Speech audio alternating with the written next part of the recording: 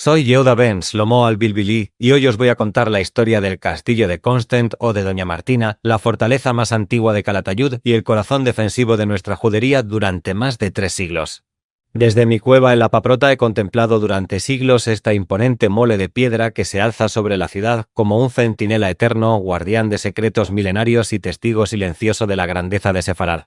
El castillo más antiguo de la ciudad.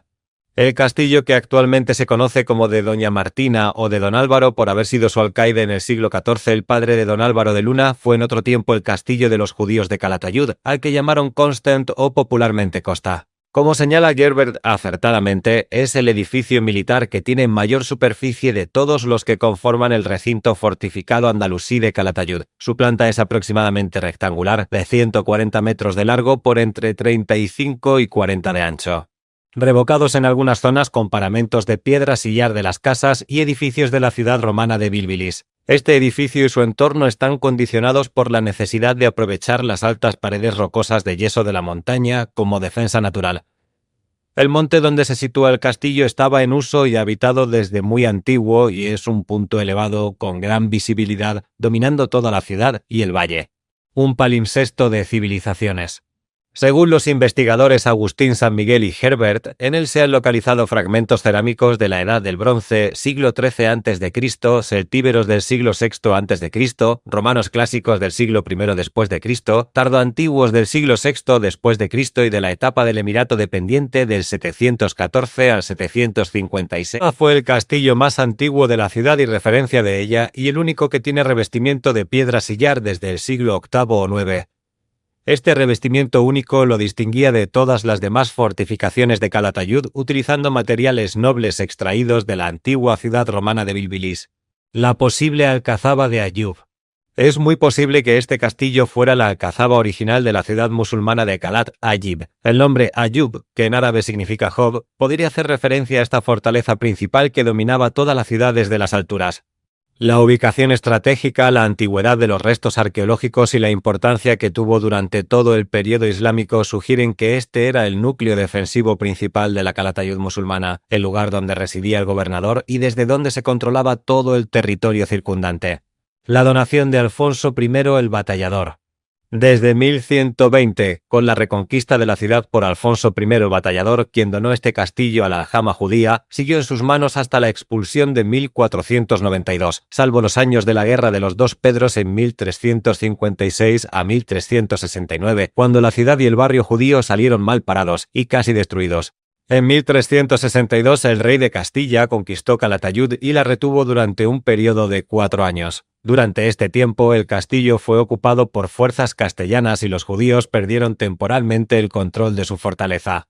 El privilegio real de 1398, la devolución. Desde la conquista de la ciudad por Alfonso el Batallador hasta la expulsión de los judíos en 1492, este castillo fue llamado Costa, Constant o Constant. La aljama de Calatayud solicitó al rey Martín el Humano que el castillo, llamado popularmente Costa, fuese devuelto a la misma aljama que lo poseía antes de la mencionada guerra. El rey aceptó. Por un privilegio real fechado el 15 de febrero de 1398, sabemos que el rey Martín I de Aragón el Humano, que reinó de 1396 a 1410, donó a los judíos de Calatayud, después de la Guerra de los Dos Pedros, este estratégico castillo por estar situada su entrada dentro de la judería. El documento real dice textualmente: Nos Martín, por la gracia de Dios, rey de Aragón, como nos ha sido presentada y entregada en nombre de vuestra aljama de judíos de la ciudad de Calatayud una carta del rey Pedro, por la que ordenó que el castillo situado dentro de la judería de la citada ciudad, llamado popularmente Costa, y que había sido confiado en tiempos del rey de Castilla a su fiel servidor, por la presente concedemos a vosotros los citados judíos que en lo sucesivo ocupéis y poseéis el arriba nombrado castillo, la función del castillo en la judería. El historiador Serrano y Sanz dice que lo mismo que en otras ciudades, la judería de Calatayud ocupaba un barrio especial y tenía un castillo donde refugiarse en tiempo de asonadas. Según Álvaro López Asensio, durante mucho tiempo la aljama tenía la obligación de soportar los gastos derivados de su mantenimiento y reparación. El castillo judío de Calatayud fue utilizado también como cárcel de la aljama. El castillo no era solo una fortaleza defensiva, era el símbolo del poder y la autonomía de la comunidad judía. Aquí se guardaban los tesoros de la aljama, se reunía el consejo en momentos de crisis y se impartía justicia según las leyes judías. La cárcel de la aljama. No conocemos cómo era exactamente la cárcel del castillo, pero en ella eran encerrados los judíos que cumplían condena por delitos penales o estaban pendientes de resoluciones judiciales. Según el investigador Álvaro López, se conoce por la documentación el caso del cirujano judío Ismael Ben Abed, que estuvo preso en el año 1445 por agredir con heridas a su mujer Al-Jofar. Esta anécdota nos muestra el funcionamiento práctico de la justicia dentro de la aljama y el papel del castillo como centro administrativo y judicial. La Leona Real. Una de las anécdotas más extraordinarias relacionadas con el castillo ocurrió el 26 de diciembre de 1371, cuando el rey Pedro el Ceremonioso ordenó a los adelantados de la aljama de Calatayud que se hiciese encargo de una leona real. El felino fue alojado en el castillo de Constant, donde los judíos debían cuidarla con seguridad y alimentarla bien con cabras y restos de otros animales. La entrada de la leona en la ciudad medieval debió ser todo un acontecimiento, subiendo probablemente por la puerta de San Andrés y por la cuesta de la Puxada del Rey hasta llegar a la placeta de acceso al castillo. La arquitectura y los materiales. El castillo presenta características arquitectónicas únicas en Calatayud. Su revestimiento de piedra sillar extraída de la antigua Bilbilis romana lo distingue de todas las demás fortificaciones de la ciudad. Esta característica no solo le daba mayor solidez, sino que también simbolizaba la continuidad histórica entre la Bilbilis romana, la Calat Ayib musulmana y la Calatayud cristiana. Las altas paredes rocosas de yeso de la montaña proporcionaban una defensa natural casi inexpugnable.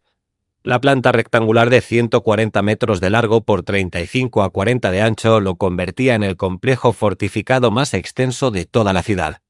El acceso desde la judería. La entrada al castillo se realizaba desde la propia judería, subiendo por un ramo de escaleras desde la plazuela o placeta. Esta ubicación estratégica permitía a los judíos refugiarse rápidamente en caso de peligro, sin tener que atravesar territorio cristiano. El acceso controlado desde la judería también simbolizaba la autonomía de la comunidad judía, que tenía su propia fortaleza independiente del resto de las fortificaciones urbanas. Los nombres del castillo. El castillo tuvo varios nombres a lo largo de su historia. Alcazaba de Asyub, posiblemente su nombre original musulmán; Castillo de Constanto Costa, nombre judío popular; Castillo de los Judíos, denominación oficial cristiana; Castillo de Doña Martina, nombre posterior a la expulsión; y Castillo de Don Álvaro, por el padre de Don Álvaro de Luna. Esta multiplicidad de nombres refleja las diferentes culturas que lo habitaron y controlaron a lo largo de los siglos. El simbolismo del castillo. Para los judíos de Calatayud, el castillo de Constant era mucho más que una fortaleza militar. Era el símbolo de su dignidad, de su autonomía, de su derecho a existir como comunidad diferenciada dentro de la ciudad cristiana. Cuando en 1398 el rey Martín devolvió el castillo a los judíos después de la Guerra de los Dos Pedros, no solo les devolvía una fortaleza, les devolvía su identidad, su orgullo, su lugar en el mundo. La pérdida y el legado. Con la expulsión de 1492, los judíos perdieron para siempre su castillo. La fortaleza, que había sido durante más de 3 siglos el corazón de la judería bilbilitana, pasó a manos cristianas, cambiando de nombre y de función. Pero el legado del castillo de Constant trasciende su pérdida física. En sus piedras quedó grabada para siempre la memoria de una comunidad que supo combinar la fidelidad a sus tradiciones con la lealtad a la corona aragonesa, que construyó puentes entre culturas y que dejó una huella imborrable en la historia de Calatayud. Reflexión final. Desde mi cueva en la Paprota contemplo cada día las ruinas del castillo de Constant o de Doña Martina. Sus piedras silenciosas guardan los ecos de 3 siglos de vida judía, las reuniones del Consejo de la Aljama, las celebraciones de las fiestas, los momentos de peligro cuando toda la comunidad se refugiaba entre sus muros. Este castillo, el más antiguo de Calatayud, fue testigo del esplendor de Sefarad y de su trágico final. Sus muros de piedra sillar extraída de la antigua Bilbilis nos recuerdan que la historia es un palimpsesto donde cada civilización escribe sobre las anteriores, pero nunca las borra completamente. Que la memoria del castillo de Constant nos enseñe que los verdaderos tesoros no son las fortalezas de piedra, sino las comunidades humanas que las habitan, las tradiciones que las animan y los valores que las sostienen. El castillo puede cambiar de nombre, puede cambiar de dueño, pero la memoria de quienes lo habitaron con dignidad y sabiduría permanece para siempre en el corazón de Calatayud. Salom. Dirección y producción: Javier Bona.